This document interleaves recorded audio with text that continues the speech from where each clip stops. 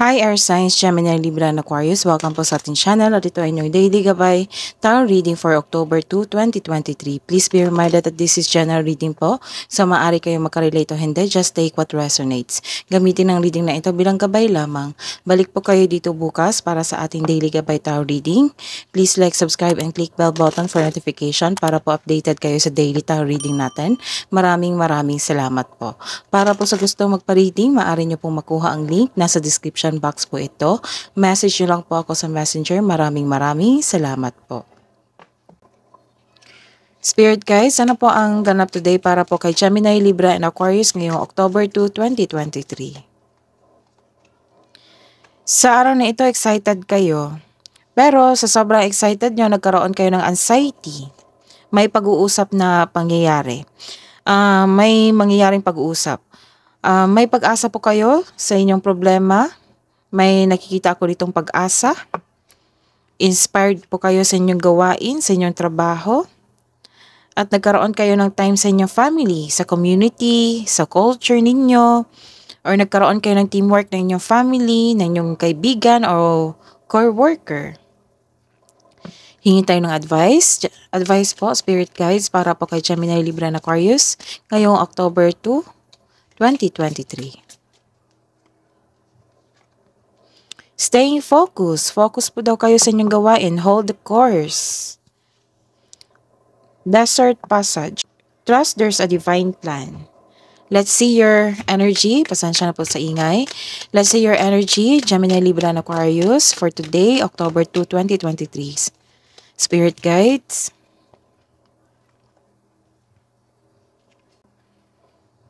This is a reverse card. Nagkaroon kayo ng difficulties sa inyong mga gawain ngayon. Or kulang po kayo sa tulog kasi nagkaroon kayo dito ng anxiety. Kaya nagkaroon ng difficulties sa inyong gawain karon, lack of focus. So the advice is stay focused. Nagkaroon din ng consciousness sa isang bagay. Nagkaroon din ng deception. So mag-ingat. Nagkaroon din ng clarity sa katotohanan. May nalaman kang katotohanan sa araw na ito. May naulit na namang problema na nagdulot ng trauma sa iyo. Ayaw mong alamin kung bakit naulit ito. Bigyan ng atensyon, hanapan ng solusyon upang sa gayoy maiwasan ito. This is a reverse card. Nagkaroon po kayo ng apprehension. Nagkaroon kayo ng lacking of confidence, weakness. Nagkaroon kayo ng self-doubt. Naging impatience po kayo sa araw na ito. This is the second card na nagsasabi na you have a lack of confidence. Naging weak ka. Madaling kang mag-give up. You don't trust yourself na. Uncomfortable ka sa sitwasyon mo ngayon. The advice, have faith in the universe. Face your fears with self-confidence and courage. Kaya ito yung advice sa iyo. Have faith and courage sa iyong tatahakin at stay focused sa iyong gawain. Let's see your career and money. Spirit guys, hingi po kami ng message na po sa career and money po ni Gemini, Libra, and Aquarius ngayong October 2, 2023.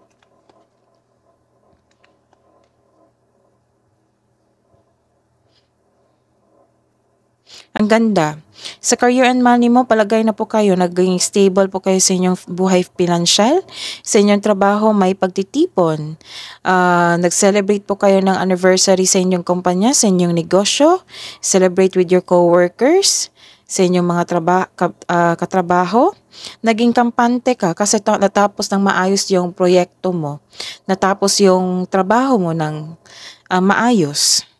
So, naging confident ka dito. Itong energy na ito, lack of confidence sa pagdating sa inyong buhay, karera at kaperahan. At the end of the day, naging kampante ka kasi nagkaroon ka ng fulfillment. Maganda. Celebrate your success.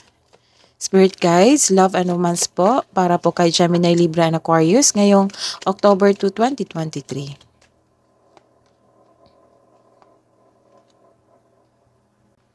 This is a reverse card. Nagkaroon ng materialism dito. So, do not overspend your money.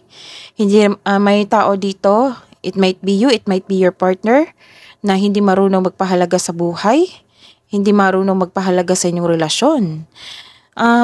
May ganap kayo ditong pagsiselos. It might be nagsiselos ka or siya, yung partner nyo. Or kayong mga single, may taong nagsiselos sa inyo or kayo po ang nagsiselos sa kanya. So, pasensya na po sa ingay. May nakita talaga ako dito na hindi marunong mag-handle ng money. So, ingatan ang inyong kaperahan. Some of you, naging materialistic or partner nyo. May taong hindi maasahan talaga. Hinahayaan ka lang niya. Instead of getting angry, have a conversation with them about expectations and make adjustments where necessary. May taong nanghimasok sa desisyon mo on making process. So, mag-ingat. Baka maging sensitive ka kasi hindi siya maganda magsalita.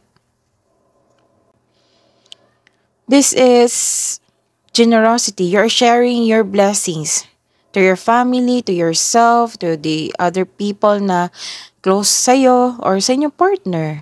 You are sharing your resources. Hindi ka madamot.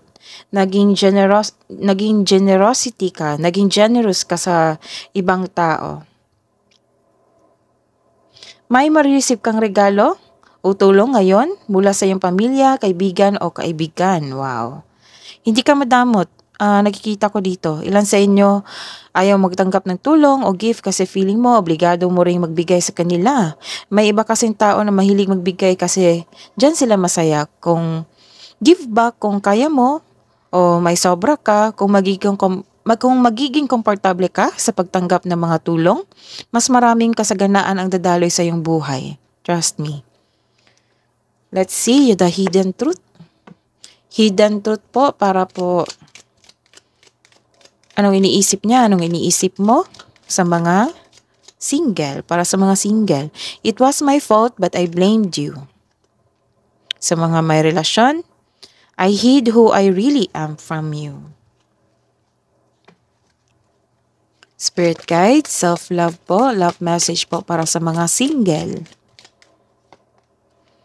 Use your hands. Some of you, you're taking time of your passion.